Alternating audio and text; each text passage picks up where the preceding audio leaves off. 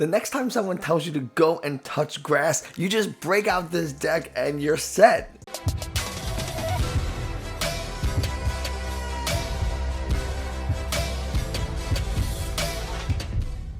Hey, Nick from 9 Card TC. That was so stupid.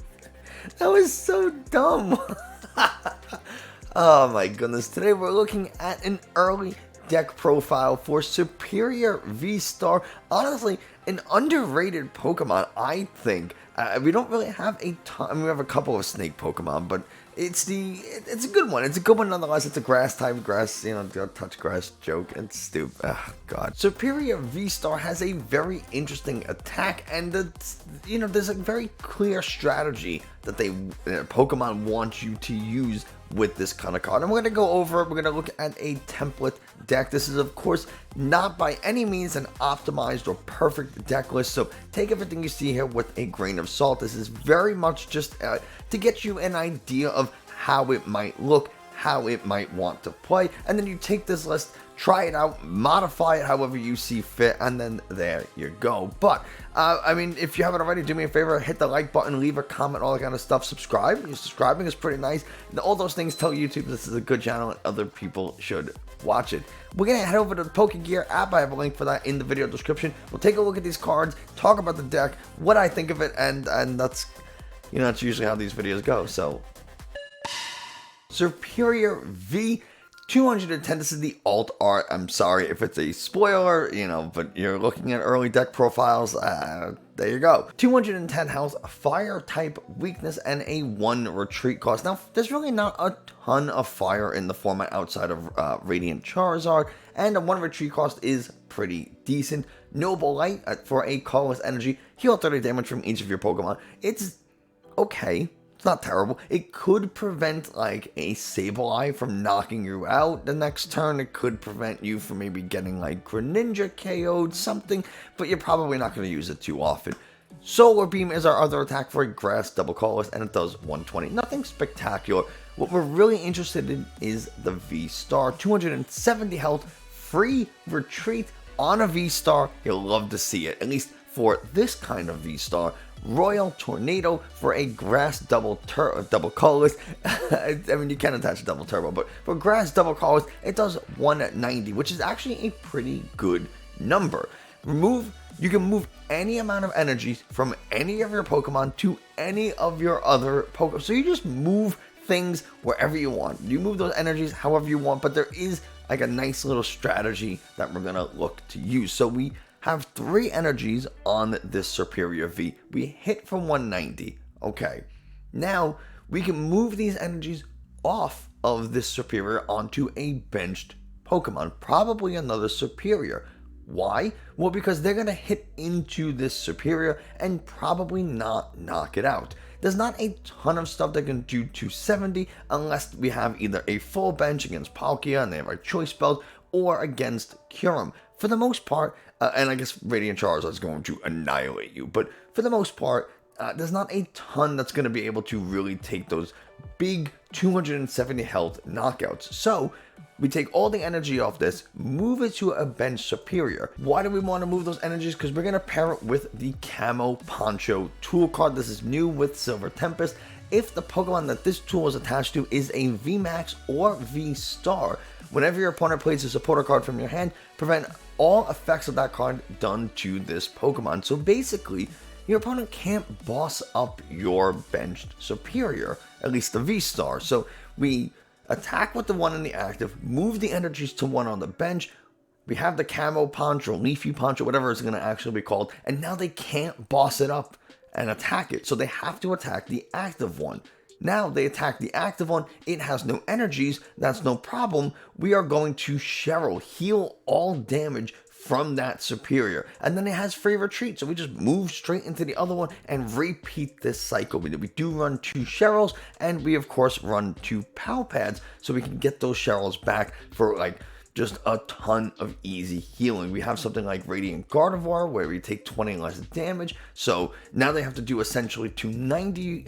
You know, you don't really need to play like Big Charm in this to get to 320 because we have the Camo Poncho, but this could be paired with, say, the Shopping Center Stadium. So that could be a decent idea, is to use the Shopping Stadium to take the Camo Poncho off the Pokemon when it goes into the active and re-put it onto the bench. Not a bad idea, but Radiant Gardevoir does make us, you know, a little bit extra tanky, 290 as opposed to 270. It's not, I don't know how much it's really going to make a difference. This might be better a Radiant not a Radiant Charizard, Radiant Greninja. And then we have Zarude V from Brilliant Stars. We don't really see a lot of this because why would we? Double Grass Colorless, Jungle Rage, 120 damage. But if the Pokemon you're attacking is a Pokemon V, it does an additional 120. So we're hitting for 240 with a V, which is pretty decent. How do we power up our Zarude and our Serperior? Because they have a, you know, attack cost of 3. That's kind of a lot. We use Gardenia's Vigor. Draw 2 cards. If you drew any cards this way, attach up to 2 grass energies from your hand to your benched Pokemon. Now, it does have to be to the bench, but Serperior does have free retreat. We also are using the Inteleon line here, so we have Scoop Up Nets, so we can very easily pull those out of the active.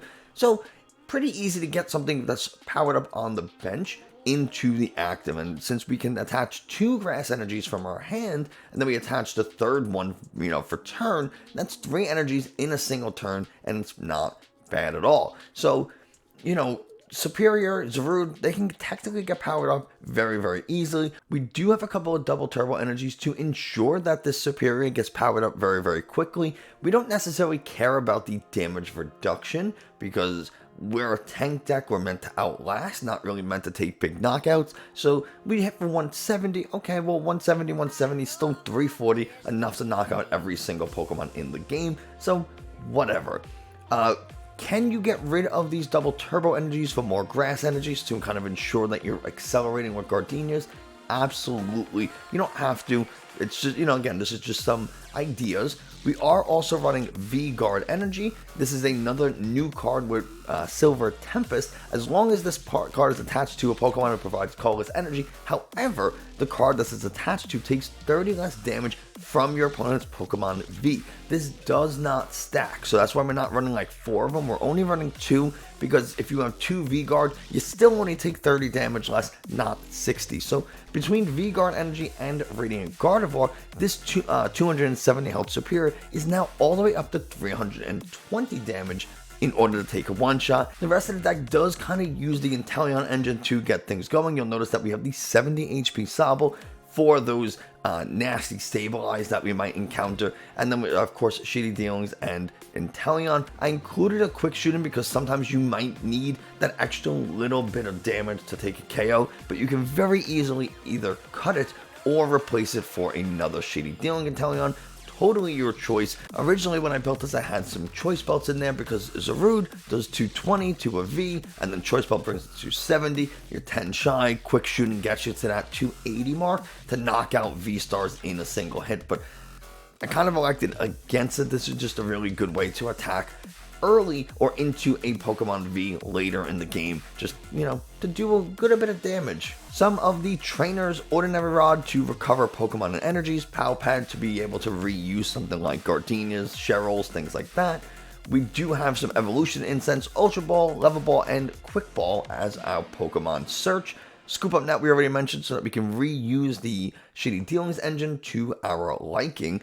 And then we do have some supporters: Roxanne for the late game, Raihan in case something does get knocked out. We're able to power up pretty easily because we can attach a grass from the discard and then search a deck for, say, a double turbo energy or whatever card we need. And then we have some Marnie for a little bit of disruption. And then the newest card is Serena. This is a brand new supporter. Discard up to 3 cards from your hand. If you discard any cards in this way, draw until you have 5 cards in your hand.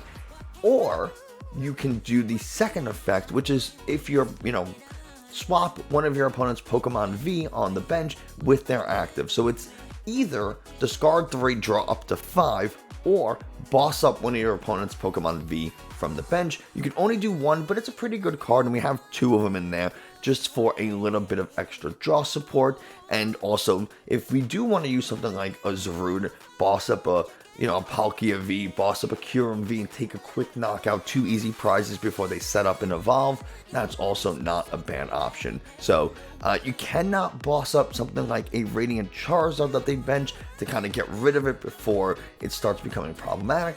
So, could you get rid of these for an actual boss's orders? Absolutely. Can you, go 3 Serena and 1 boss and cut them on you? Yeah, sure, probably. With the Shady Dealings engine, it doesn't really matter if you only have 1, because we do have 2 Pal Pads and the Shady Dealings, so you could, even just with 1 boss, use it 3 times in the game. So definitely something to keep in mind. That's kind of the whole idea of the deck. Use Serperior, attack, move the energies to a bench Pokemon with the Camo Poncho. This doesn't get knocked out between the combination of like V-Guard energy and Radiant Gardevoir. Cool, it doesn't get knocked out. You Cheryl, free retreat, and then just continue to attack with the Serperior VStar. That's kind of the whole thing. Like I said, you can very easily find space for like 1 or 2 shopping stadiums. I would probably do 2. This deck works really well with something like Path to the Peak if you cut the Radiant Gardevoir. So you can even go remove Zarude, remove Gardevoir, and then maybe cut something like the quick shooting, and then you got space for 2 shopping stadiums and a Path to the Peak, and then there you go. That might be a better option. So we'll do that real quick. Why don't we do that and just kind of see what it looks like? If you want to see both lists, well, all you have to do is rewind a little bit and then pause, and you'll get to see it. And you get to see me do this in real time. Not that it's particularly exciting, but it's a thing. And then there we go. Now we have what might be a slightly more tanky deck. You're really relying on the Serperiors there. So if the Serperiors go down, or if you're going against Radiant Charizard and they just clear that up, you're probably going to lose. But, grass types have that issue. There's nothing to deal with the weakness of grass, unlike something like Colress that has Dunsparce to remove Colress weakness. You'll probably lose to Radiant Charizard just because they're going to be taking those up trades very, very easily. But yeah, that's the whole idea. That Path can help with that, maybe. But that's the whole idea of the deck. Do I think it's going to be absolutely incredible? No, I think it's going to be fine. I think it'll be okay. If you can get this going, it could be kind of annoying. Guja's probably better, right? Just because you're taking so much more damage to take a KO because of the damage buff, but you do have, it is a little maybe slower to set up. You're all reliant on Arceus, whereas this you can just attach and Gardenias, and then there you go. You're set up independent of something like a Arceus or anything like that. But I don't know. I think it's probably going to be like a tier 3 at the end of the day, just because it doesn't really hit anything great for weakness. I mean, if you go against the Stone Journey and you're playing Serperior, you're going to have a wonderful time. If you're playing against Darkrai, you're going to have a pretty good time. Outside of that, I mean, I don't know. I just don't know. Even against single prize decks, I mean, you have to be able to Cheryl a couple of times, especially if they get Choice Belts or under their Cramorants. Now they're going to be 2-shotting you. It's going to be a whole deal. Probably tier 3. Could be fun. I'll probably try it out. But yeah, that's going to be it for the deck list. So there you have it, Serperior V. Let me know your thoughts on the deck. Did I build it super wrong? Do you like this? How would you make some edits? I want to hear from you, so let me know down in the comments below. But again, don't be afraid to like, subscribe, share, all that kind of stuff. And I will see you next time.